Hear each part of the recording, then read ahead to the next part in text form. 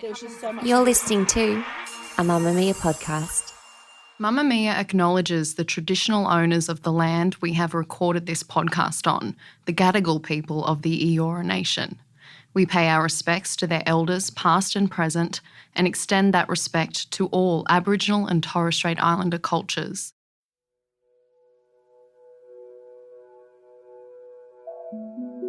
Some pregnancies are accidental. Some pregnancies are planned. And some pregnancies are so hard-won, take so much effort and involve so much heartache and such a roller coaster of emotions and so much money and so many crushed and elevated hopes and so much science that when they finally happen, they truly feel like miracles. You're listening to No Filter. I'm Mia Friedman. And today you're going to hear a story about a miracle. Well, it's actually a few miracles, because it's about a baby who was born to parents who tried so hard to have her over so many years and who faced such unimaginable hurdles, and not just medical ones, that if it wasn't a true story, you wouldn't believe it. It's a story about a couple who were together for 20 years and spent 8 of them trying to get pregnant. A couple who did 15 rounds of IVF and had miscarriage after miscarriage, and eventually, out of desperation and fierce hope and longing, turned to surrogacy. They found out that surrogacy laws in Australia are unspeakably complicated, so they looked overseas. They chose a country where surrogacy was widely available, so long as they got married first, and then they sent their embryo across the sea to Ukraine. Their surrogate became pregnant with their baby 14,000 kilometres away. The agency kept them updated because they didn't speak the same language as this woman they'd never met who was carrying their baby. And it was hard and painful and exhilarating and terrifying to wrap their head around. But it was the only way that they were going to be able to have a biological child. And it seemed to be working until a WhatsApp message arrives on an ordinary day, which turns out to be not at all ordinary, because it says, "Your baby has been born," and it's 11 weeks early. So they did what any parent would do in such circumstances. They raced to the airport to get to their little girl, and they boarded the next flight headed for Ukraine.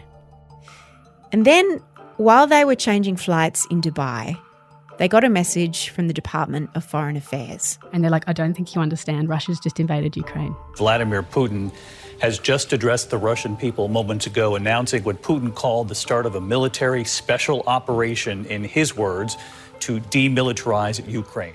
This is the true story of how Jessica van Nooten and her husband Kevin Middleton got their baby girl Alba back to Australia during a war against all the odds. You're not going to want to miss this one. Tell me about the day Alba was born. The day Alba was born is a very special day. So it was the 22nd of the 2nd, 22.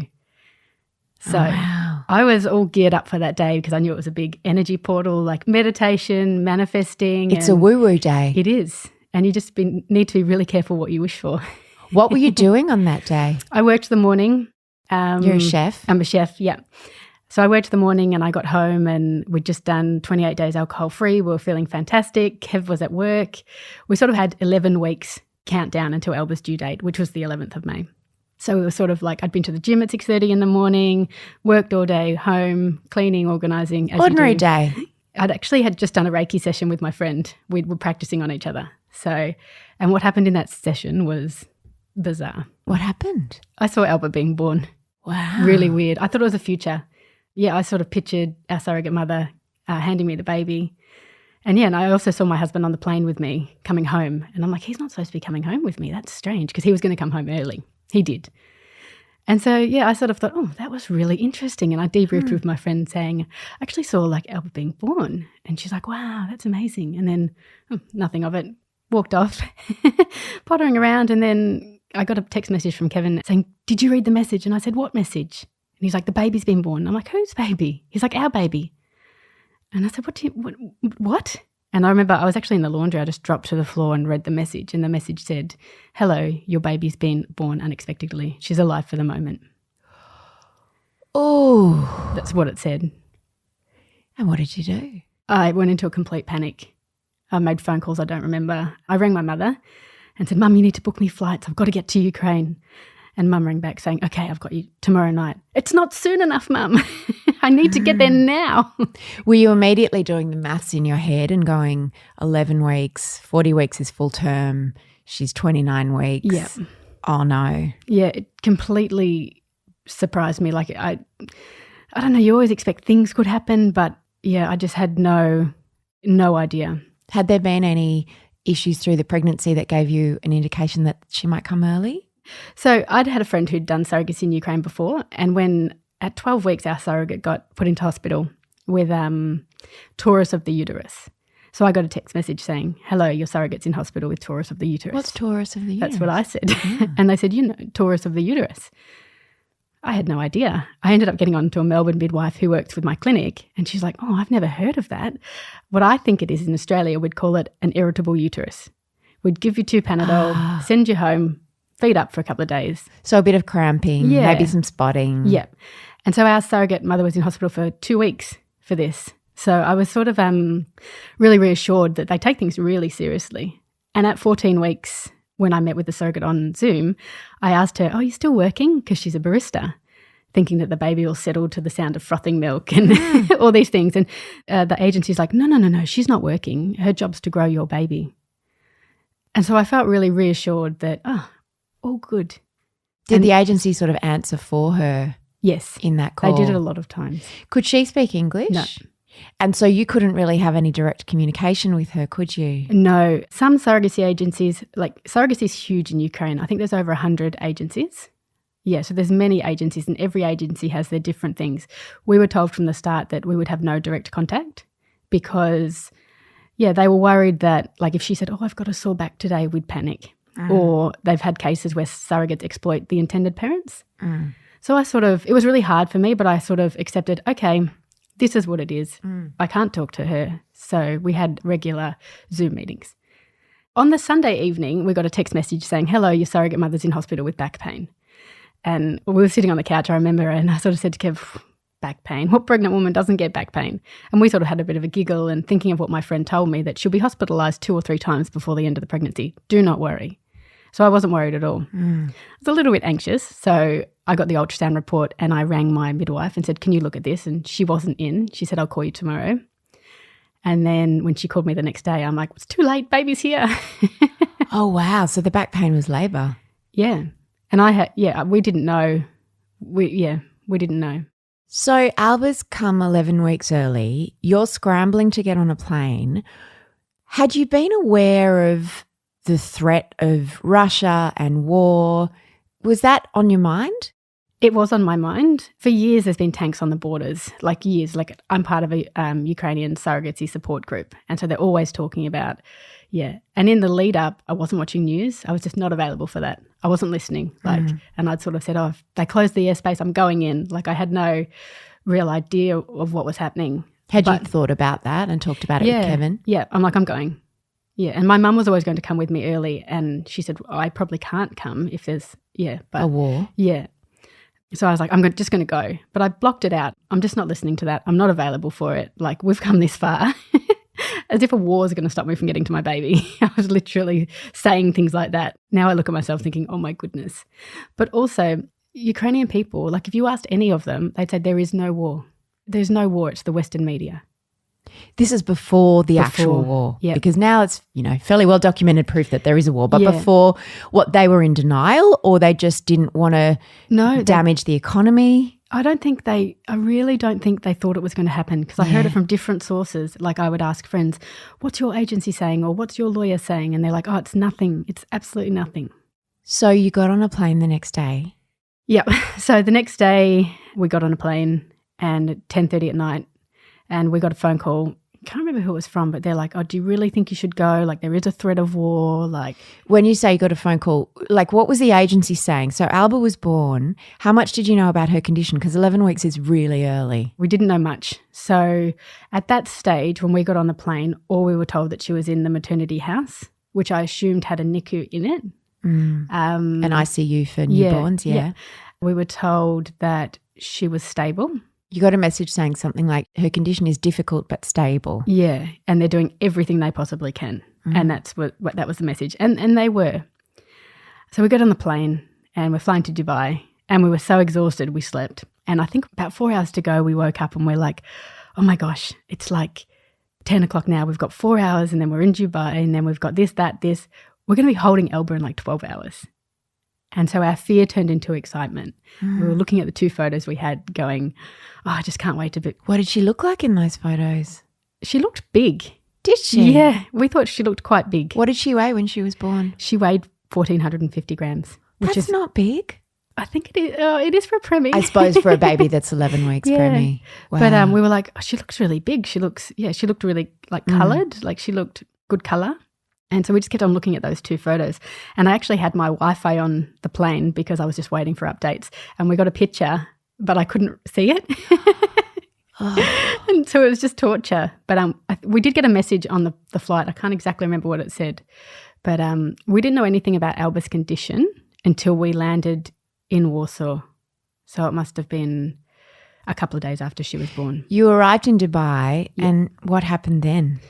So we got a phone call from the Australian government saying, where are you going? And we said, oh, we're going to Odessa. And they're like, no. How did they have your number? My mother, I think. Yeah. I think Mum registered me with some travel thing. Smart. Yeah. It was actually because DFAT helped us a lot. Yeah. So we got a phone call saying, what are you doing? And we said, we're going to Odessa. And they're like, no, you're not today. And I'm like, yeah, Kev, go check. The flight board are we still on there? And he comes like, yeah, we're still on there. We're going in like an hour and a half.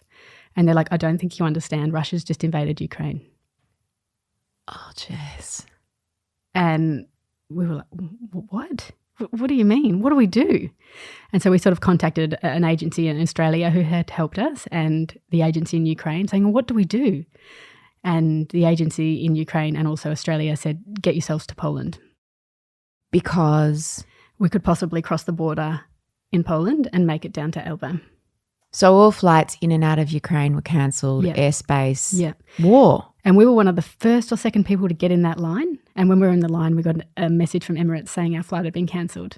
And then with that, like Ukrainian families trying to get home were behind us in the line. That was the first start of like the realisation of what was happening. Like these families have been on holidays, they're trying to get home. Was this all in Dubai? Yeah. Like what was the mood? It was a bit frantic. Yeah, it was frantic. So, and when they tried to send us to Moscow and we're like, do you not understand that like we can't go to Moscow? Yeah, not a good place to go. No. So you eventually got to Warsaw. Yep. And then how did you get to her? So when we got to Warsaw, we went to a hotel and then we were just waiting to hear from the agency. We got a video message and that's when we realised that Alba was unwell. You say you realised, but when you spoke to doctors, and I imagine you looked online, a baby that's born 11 weeks premature, lot of issues. Did that come as a surprise? I didn't Google it. Because we did so much IVF. I knew everything about IVF. I knew everything. I wrote my own cycles. I questioned doctors. I knew everything. I was obsessed. But since Alba's been born, I've not Googled one premature I understand. baby thing. I thought we were going to get a small baby. I didn't realise the risks associated with a baby born 11 weeks early. So what did you learn when you were in Warsaw waiting to get to her? We got a video message from the head doctor of the NICU and our agency translator, and they sort of said that Alba's 11 weeks premature. She has 3 major issues. She has a brain bleed, she has undeveloped intestines, and both of her lungs are collapsed. Oh. And I just remember, like, I actually said to Kev, stop it, I can't listen anymore. And he watched it. And then the next morning I watched it and he's like, I can't listen anymore, turn it off. And that's when it sort of hit, would we be bringing her home at all? Oh, God. Yeah. So that was, When you were in Warsaw, I imagine the visceral need to be with her and to get to her. Was that like anything you'd ever experienced? Those 2 weeks we were away from Alba were probably the hardest 2 weeks of my life. And also my husband. He's not very emotional, but it was really hard. Like we just sat in our hotel rooms just watching war news, waiting for updates. The culture in Australia and the culture in Ukraine is very different. Everything's different. In what way? In Ukraine, people don't question doctors. I'm not sure if communication is a little bit less because they trust, but I was beside myself and I was like, I need an update. I need an update. I need an update. And we didn't get very regular updates. Were there other intended parents in the same situation as you from Australia? Full-term babies. Yeah, there were. At that stage, I think there was 3. So did you guys have a WhatsApp group and were you sharing information? Was the government saying, here's what you should do? We were in a WhatsApp group, but no one really wanted to talk to me because I'd spoken to the media. And I think some people are very secretive about surrogacy. I've always been very open about it. One of the first books I bought for Alba is called Grown in Another Garden. Like she's going to read that book. She's always going to know. I think lots of people are quite secretive about it. And like I'd had some of these couples, with all due respect to them, they just sort of said, look, we don't want to talk. Yeah, we don't want us to be mentioned. And that I totally get that. So we didn't really have a great communication with a group because of that. But the government, DFAT was amazing. They called every day. Where are you? What are you doing? And you said we're going in. Yeah. What did they say? Don't go. Our advice is to strongly not There's advise a war. you to go. If you go, you don't have any support. But you went. Yeah. How did you get there? So we couldn't cross in Poland. So we woke up one morning. I'm like, we've got to get closer. So we flew to Bucharest, stayed there for 2 nights. We booked one and then the agency said, no, it's still not safe. So we stayed another night and then woke up and we're like, we need to get closer. The Moldovan airspace was closed. So we caught an 8-hour bus from Romania to Moldova. And then we checked into a hotel there and we just waited. And then one day the agency said, okay, you can come now.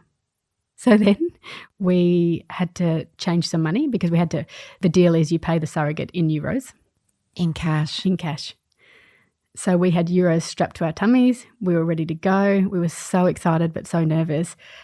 And I wasn't thinking about the war. I was just thinking about Alba. It didn't, like a friend of mine texted me saying, just sending you love for today. I hope you're okay. Like just be prepared. You're going to see some pretty confronting things. And it wasn't until I read her message, I'm like, what am I going to see that's confronting? I looked out the window and there's tents, rows of tents, like just near the border where the refugees are staying. And then when we actually got in, like there's a little girl sitting on her suitcase waving goodbye to her dad. Who's going off to fight in the war because he has to. And that was probably when it really hit home that, what are we doing? But we didn't have a choice. There was no choice.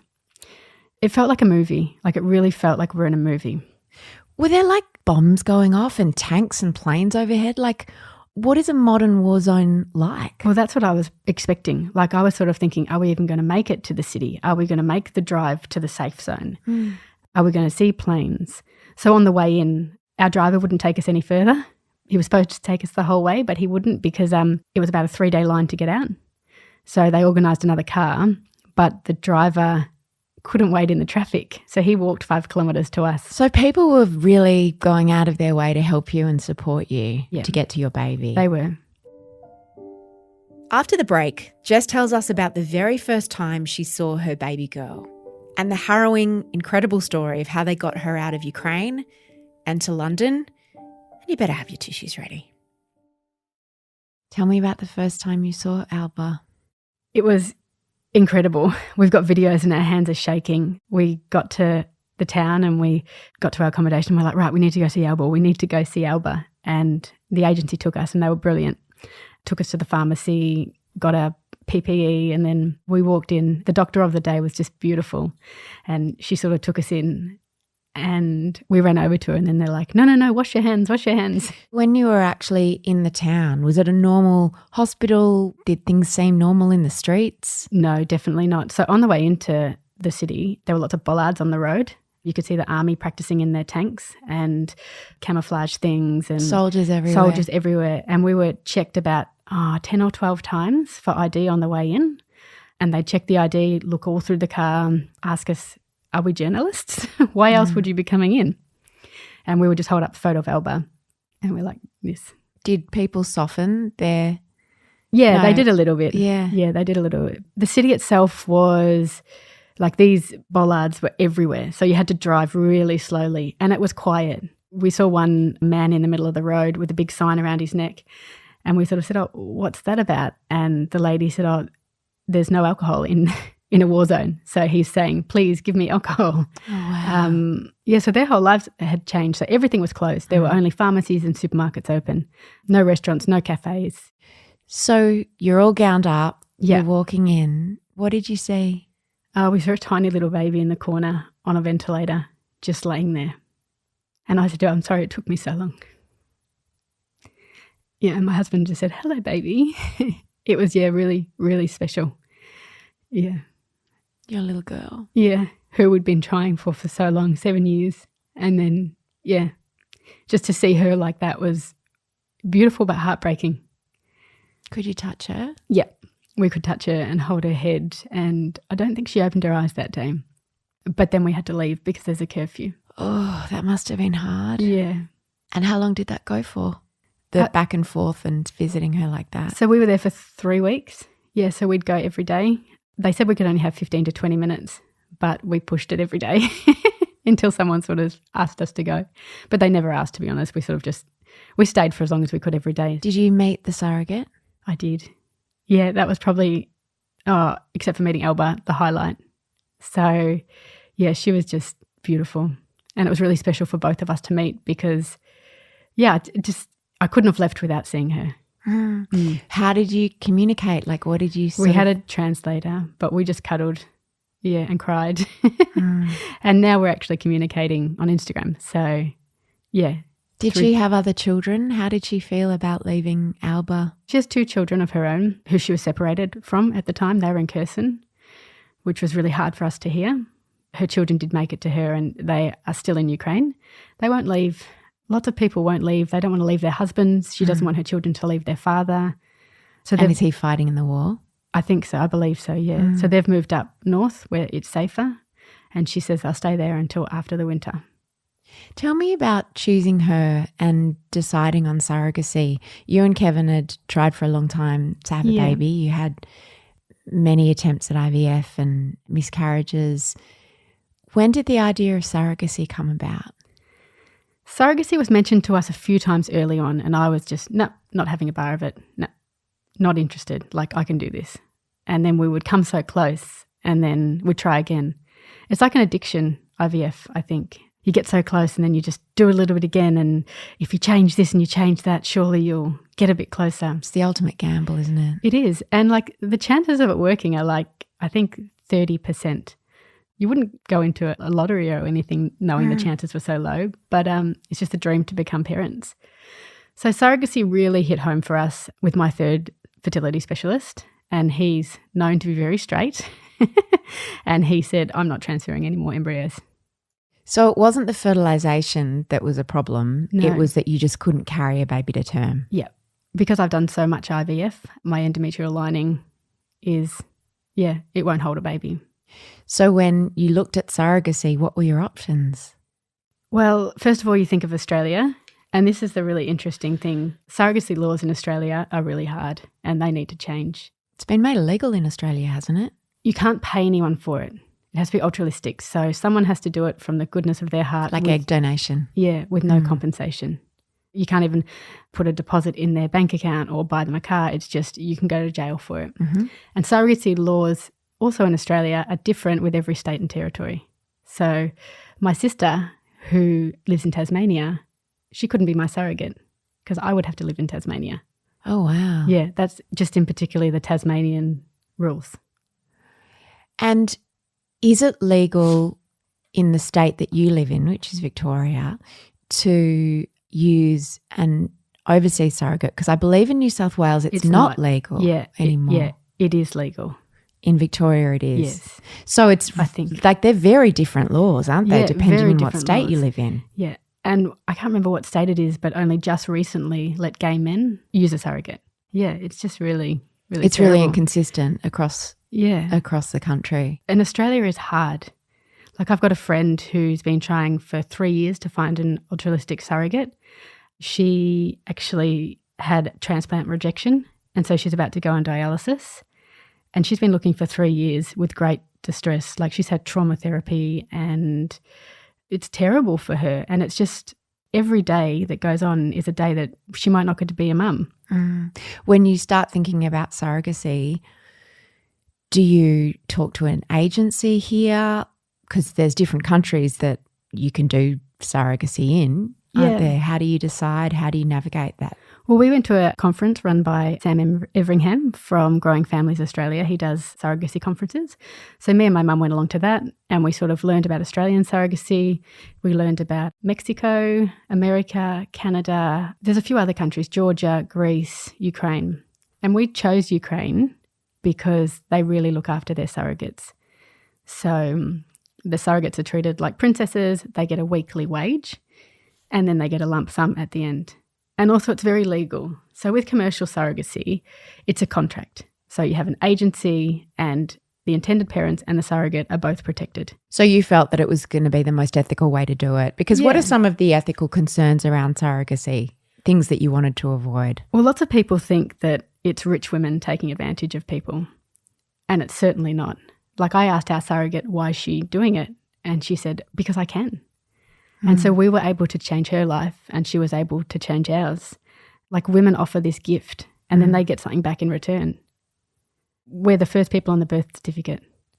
I mean, surrogacy is the most exhausting, terrifying, financially draining thing ever. But how much did it cost all up, do you think? Including our IVF costs, or just the surrogacy process.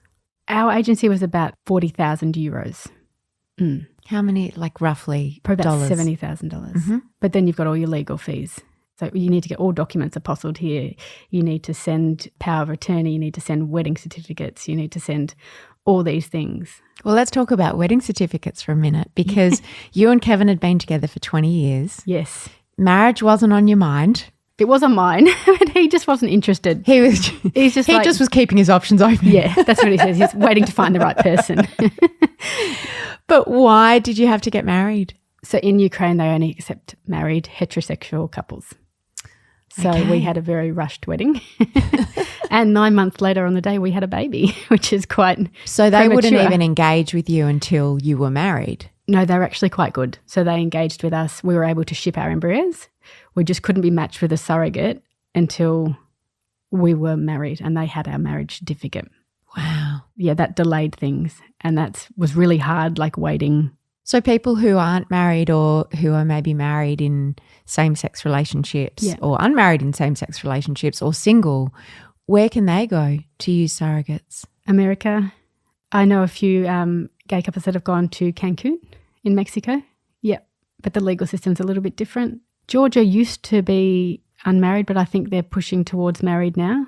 And so the decision was made to move Alba. How did you make any decisions in that time? Like, who was your North Star of advice that you listened to? We were so lucky. Like, first, my two good friends set up our Instagram page, and we got people from all over the world helping. Like, we had a lovely lady from Geneva who worked for the Global Fund who volunteered her time. She heard our story and she just wanted to help.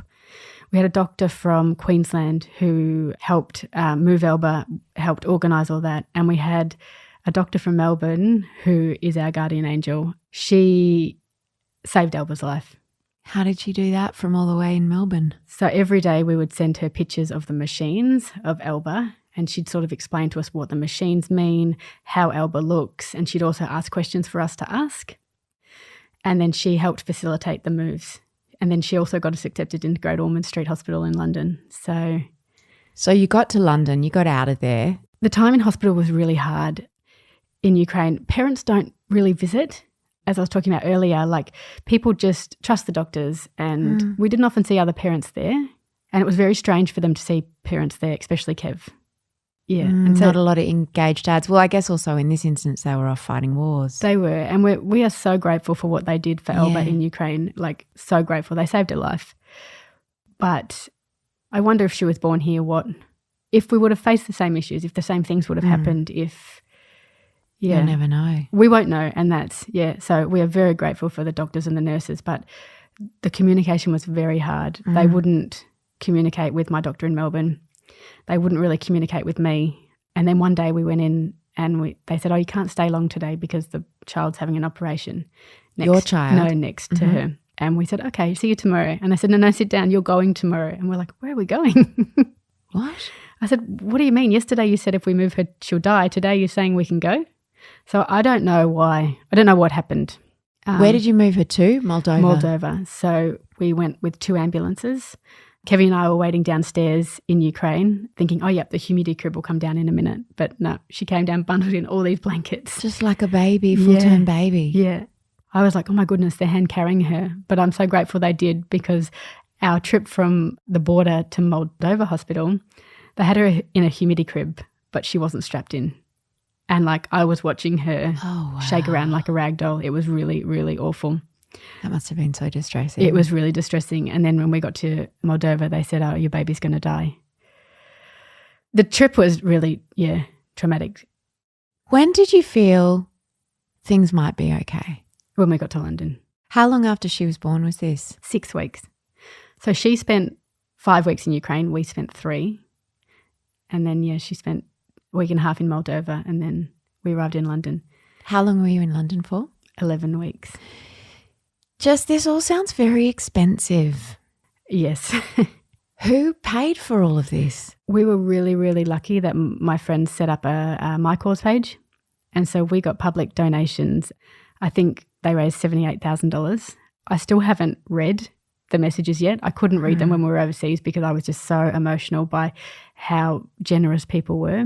Like people we knew, people we didn't know.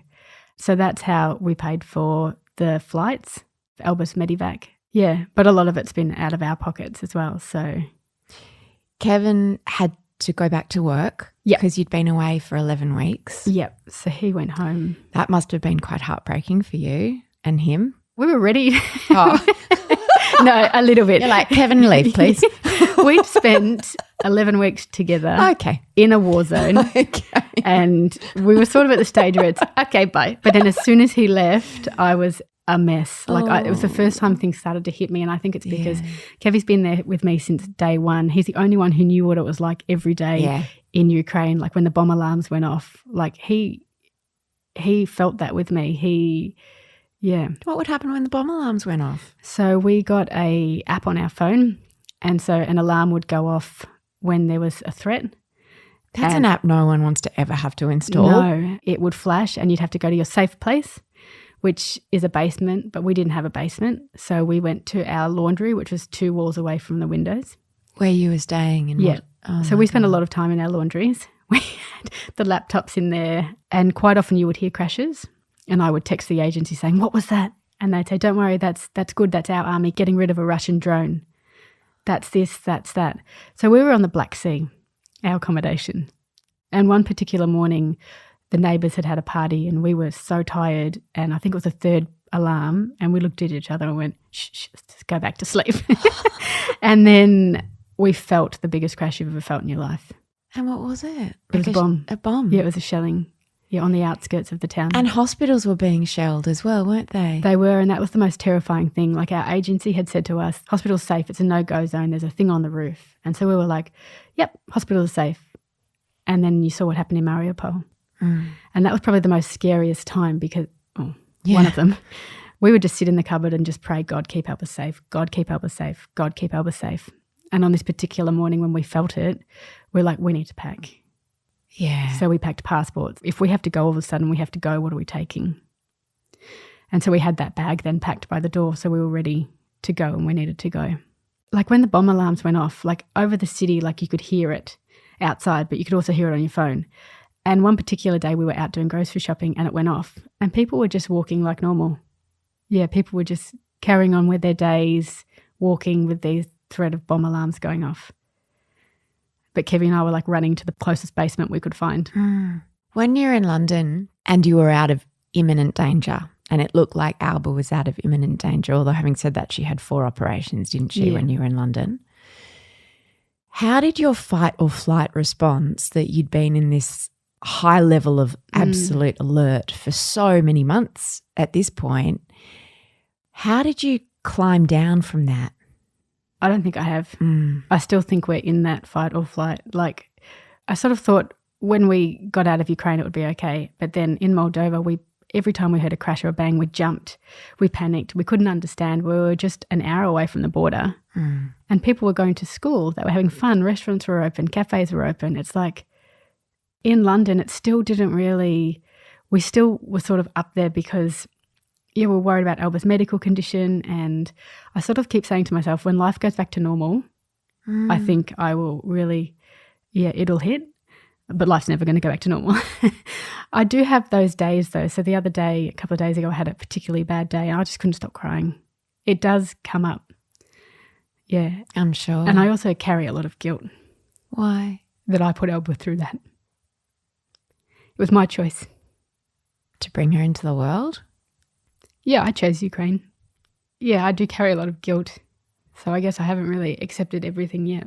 That means you're a real mum. I know, this mum guilt is, I have heard of that. It's like your guilt is, I've brought my daughter into the world in a war zone. It's degrees of guilt, isn't it? I think you're fairly up there high on the leaderboard. I know. But London was, like the Great Ormond Street Hospital was amazing. It's where the royals' babies are born, aren't they? Isn't it? In the Lindo wing. It's a very fancy hospital, I think. It is, and it was just like our first day there. We had the play therapist come around. We had this, we had that. Play therapist? Yeah, we had, physios. When was it decided that Alba was able to take the flight home to Australia? So we had, again, an army of people helping us, the doctors and especially the doctor from Melbourne and the social worker at London. So they set up a big meeting with all the doctors involved. The lovely social worker, Wendy, said, normally I do these invites and no one comes. I think they invited 18 people and everyone RSVP'd for Alba. And so they just narrowed it down to just the key players. And so this team of 7 amazing individuals decided that when Alba could come home, they changed the ballpark. They told me 3 kilos and then they changed it to 4, which was devastating for us to hear because Kev had come home thinking we're only going to be a few weeks. And then next minute it's like, no, we're going to be longer. We need another kilo. I know. So I was feeding her foie gras, force feeding. No, I wasn't. But my mum came over and we were in an Airbnb, not in London, outside of London. It's so expensive. Yeah, so we had to wait. But she was home with you at that stage. Yeah. She's 6 months now. Yes. And what is she doing? The things a 3-month-old would do. Yeah. So she's found her hands. Because she's 3 months corrected. 3 months corrected. So she's laughing and smiling and she's found her hands and they're always in her mouth knocking a dummy out. Yeah, with the physio and the OT, she's hitting all the goals that they want her to. So they came over. The Royal Children's helped us for the first 6 weeks. And so they sort of came over and they're like, are you playing with her? And I'm like, no, I'm just feeding her, sleeping. And they go, okay, you need to start playing with her, do this, do that. And then they came back 2 weeks later and they're like, oh, fantastic. So she's hitting toys, grabbing toys. Yeah. Wow. And so we've just been transferred to a private physio, a local physio. And we had our first assessment the other day and Alba screamed the whole time. But she sort of assured me that we're in a long journey together. We'll probably be seeing her for 7 years. Yeah. And if the first session she screams, she screams. But she also gave me a lot of hope with Alba's brains. She says that she has children who come in with parts of their brain removed from epilepsy and she's able to teach those children to do things. And it's quite amazing. She sort of said that Alba's brain, whilst it is damaged in one part, her left-hand side can learn how to do what the right-hand side does. Her right-hand side can learn to do what the left-hand side does. So early intervention is going to be the key and we're going to put in everything we can. They sort of explained it, it's like a garden. Her brain can grow and weeds will go over to one side and weeds will go over to other sides and she'll trim bits off she doesn't need and bits will grow here and bits will grow there and she'll just develop out of her own way. And I sort of said to the physio, I'm just worried she's 6 months old. We've only got 18 months till her brain. And she's like, no. She's 3 months old. She's got more than that. She's got 21 months until what happens at 2 years? It's sort of when the brain sort of stops. I'm not sure, to be honest. But I think some of that fast-moving development stops or slows down. Yeah. So she was sort of really positive. She's like, I can do all these things with Alba. We can do this. We can do that. She's like, you couldn't have got her here any earlier. From the start of trying to have a baby, through the IVF, through the miscarriages, through the surrogacy, through everything you went through in Ukraine and then getting her home, when you thought about the end point, what was it? Was it walking through the door into your house? Because I remember I had miscarriages and then I was told to visualize the outcome I wanted. And for me, it was walking into my house with the baby in the capsule. What was it for you that you'd sort of held on as that's when I'll relax? I think it was the photo that I got of Kev leaving the hospital, like leaving the hospital with her in the capsule to the car, that one. Yeah. I've seen every therapist under the sun, but I finally got onto a really different sort of therapist a couple of years ago, a psychotherapist, but also hypnotherapist, Reiki master. So we tried lots of alternate things. In the 2-week wait from when Alba was transferred to when we found out she was pregnant, I would just be like probably 100 times a day, it's my turn to hear yes. It's my turn to hear yes. It's my turn to hear yes. Yes, I will get a positive result. Yes, we will have a healthy pregnancy. Yes, we will bring this baby home. And whenever my mind wandered, I would go back to that. It's my turn to hear yes. Oh, I love that. It's really, yeah. It's my turn to hear yes. It is, yeah. And that's what I would just say to myself. Because did good news start to almost shock you? Yeah. Because it was blow after blow after blow. And I would have panic attacks. The night of the blood test, I didn't have a panic attack. The 6-week scan, I did. The 12-week scan, I did. I didn't get to hear Alba's heartbeat until she was about 18 weeks. Again, the communication is just very different. What's motherhood like now that you're not in a war zone? She's not hooked up to ventilators. It's pretty amazing. I had my first mother's group yesterday and they were sort of saying how hard it is. And I don't know. I find this part really, I can't say easy. Like, well, yes, we have our days, but like I hated being in the hospital. I dreaded the nights at hospital. Yeah, I just love being home with her. I love doing things with her. Not that we've done much. We have a lot of medical appointments. But at the mother's group yesterday, the maternal health nurse sort of said there's 2 types of people. One person who will come in and say, oh, yeah, it was a great night. I got up twice last night. And then the next person comes in going, oh, I got up twice last night. I got up twice last night. And not because there was a bomb going off. No, not because there was a bomb going off. But motherhood, I'm constantly scared. Yeah, like when we met with our neonatologist last week, she sort of reminded me that Alba had a very rough start.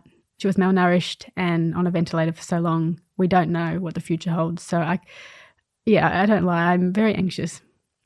I'm very anxious. But I'm also just so happy. And it's funny, I had my old bosses come over the other night and they're like, you're so relaxed. Like, we didn't think you'd be like this. Just like, it's amazing what happens when you don't have to shelter in your laundry. I know. And I think I'm just so grateful that we are home and we are in this country. And it was so hard leaving Ukraine. Like, it was really hard leaving the doctors and the nurses and our surrogate because they can't leave because of the medical procession. What their future. We don't know what's going to happen. You just don't know. I mean, you can hope and pray that this war ends, but how's it going to end? So glad that you're home and that Alba's home and that Kevin's made an honest woman of you. You've made an honest man out of Kevin. I know, I'm very lucky. All those funny things. No, I'm just thrilled and I can't wait to hear how things go with Alba. You deserve every smile and bit of joy. Oh, thank you so much. You can read more about Alba's story on mamamia.com.au and we will put a link in the show notes. No Filter is produced by Gia Moylan. The executive producer is Eliza Ratliff. And if you enjoy No Filter and all the work we do here at Mamamia, consider becoming a paid Mamamia subscriber and supporting women's media. There's a link in our show notes to upgrade to a paid subscriber. I'm Mia Friedman. Thanks for having me in your ears.